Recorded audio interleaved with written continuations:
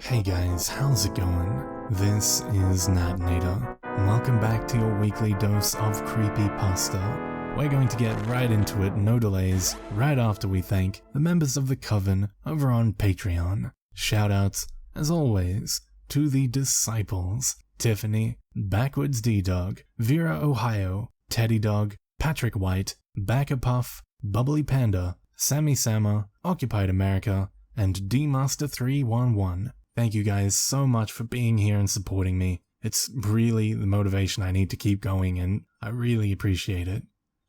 Now, as always, turn out the lights, get comfortable, and let the story begin.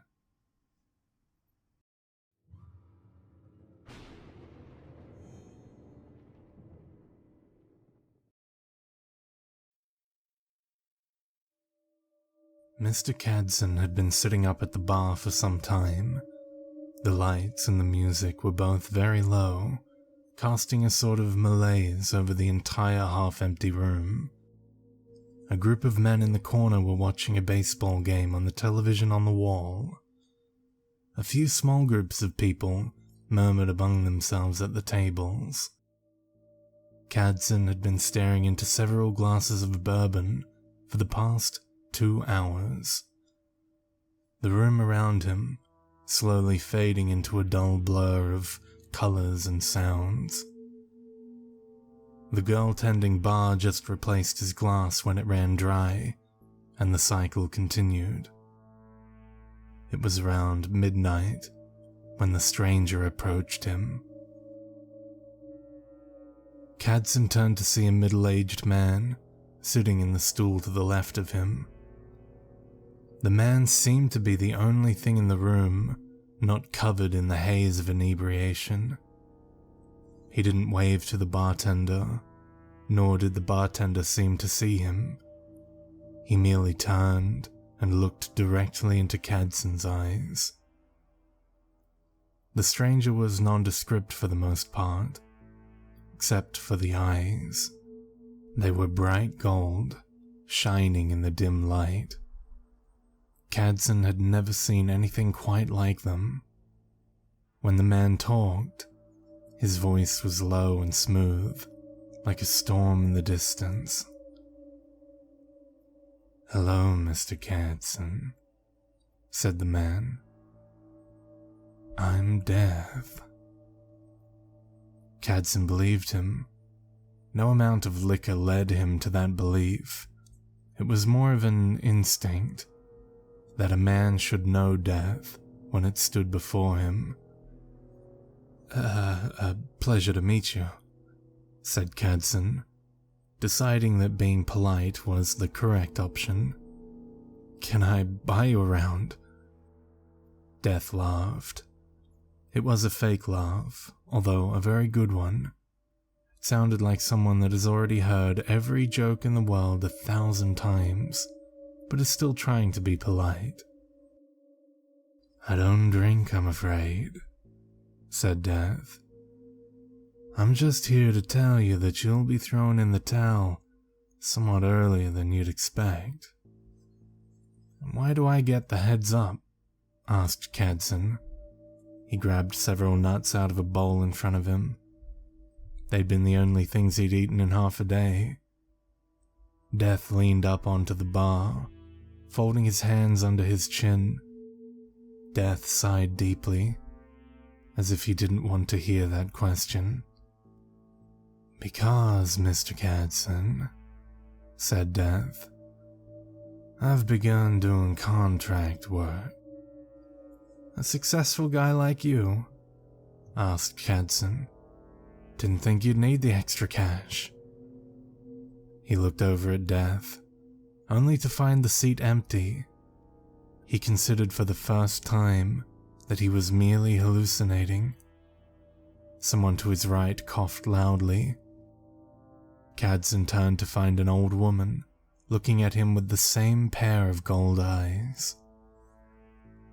"I merely take a small something from the people that require my services," said the more elderly Death. Although I can't say it's all for that. What do I need with a memory or a sliver of a man's soul? After sticking to the script for millions of years, it's mainly about the thrill, and I enjoy the conversation. Death smiled, showing a mouthful of yellowed dentures. You still didn't really answer the question, said Cadson. Death stopped smiling quite so broadly. Very perceptive for someone on their sixth drink, said Death. Which makes this all the more fun. Death disappeared from the seat. Cadson swung around to find an athletic-looking young man to his left. The gold eyes seemed to pierce him even deeper. A question is an amazing thing, Mr. Cadson. The first thing a mortal does upon being born is wonder. Upon waking up, entering a room, meeting someone, or even looking up into the sky, the first thing you do is wonder. Immortals don't wonder. They know. The longing in Death's voice was half heartbreaking and half terrifying. If you're going off the script, they don't know, do they? Asked Cadson. His head was beginning to clear as adrenaline and fear began to sweep away the haze. Death chuckled. No, they don't, said Death. And that terrifies them. Who's them? That's something I can't answer, said Death. There are rules, you see. I can do this as long as everyone follows the rules. The rules you have to worry about say that dead men have certain rights. Most come by them naturally, but when I take a more active role, I'm required to tell you those rights, hence my presence here. Death gestured back at the darkened, half-empty bar. What rights do I have?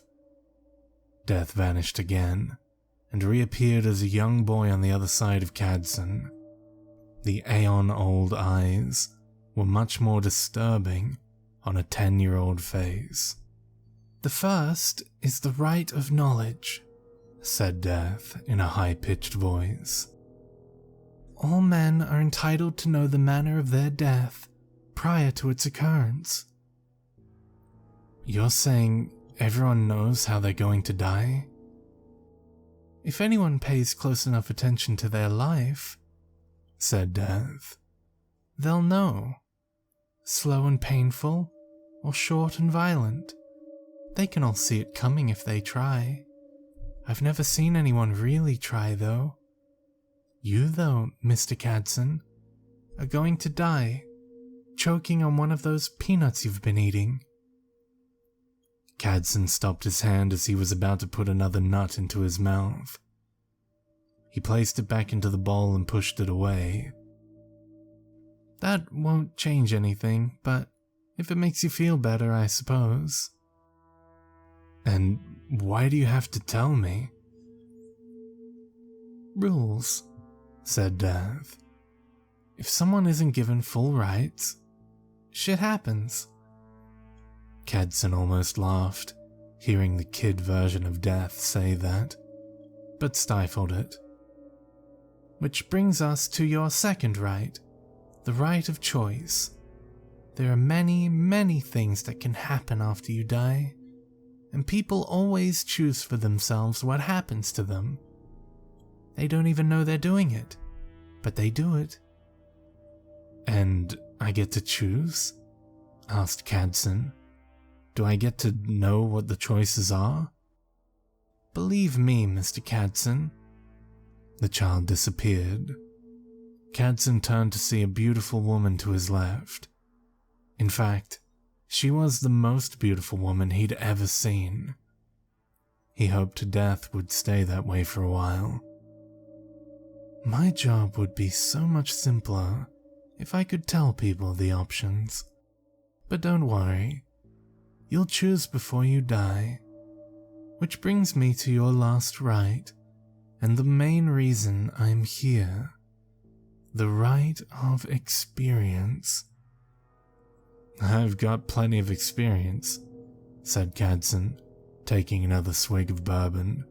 Believe me. But not enough, said Death. The woman's voice was light and sensual, with a hint of an unknown accent. Cadson tried to keep from looking at Death while it spoke. He worried that he might get distracted. A mortal's experience are why it knows its death, and why it makes its choices. Without those experiences, the system falls apart, so I'm here to impart knowledge to make up for what you're going to lose. We having a Q&A session now? Asked Cadson. More or less, said Death. Starting now, you'll have 4 questions. I will have to tell you the complete truth about anything you ask, but there are certain things I can't talk about. If you ask about those, you forfeit 1 question. And what are those? Asked Cadson. It took him less than a second to realize what he had done. He looked up into Death's eyes and saw a slight triumph there. 1 question down, said Death. Don't feel bad. They all do that. I had one man that used all 4 in about 10 seconds, so you're still ahead of the game. In any case, you can't ask about what happens after you die, anything that will happen in the future, or how to live forever. And that's it. Cadson realized something that he hadn't up until this point. So this was a game to Death. A game that it very thoroughly enjoyed. That was its payout. So I assume you'll be thinking more carefully about the next 3. Death gave him a coy look that would have made any man fall in love. He realized exactly why it had waited until that point to take that form. But any alcohol in his system had been dissolved by pure fear at that point. These were perhaps his final chances to do anything with his pathetic life. Who sent you here to kill me? Asked Cadson, slowly and deliberately. Death smiled. Mr. Holland, your business partner, said Death. Cadson had begun to ask why, but slapped a hand over his mouth before the sound came out. Death laughed. You know what? It asked. You caught that so well, I'm going to tell you why just for the hell of it. He found those certain files you didn't want him to. The ones about the offshore accounts and the shady practices. He was most interested in the files you were planning to frame and blackmail him with. Cadson stared down into his glass, but said nothing. People don't actually hire me consciously. It's more of a matter of mindset. How much they want someone dead, and how much they're willing to sacrifice. Mr. Holland, for instance, can no longer remember 1991, the happiest year of his life. That's the year he got his master's degree, met his wife, and had the best steak he'd ever eaten.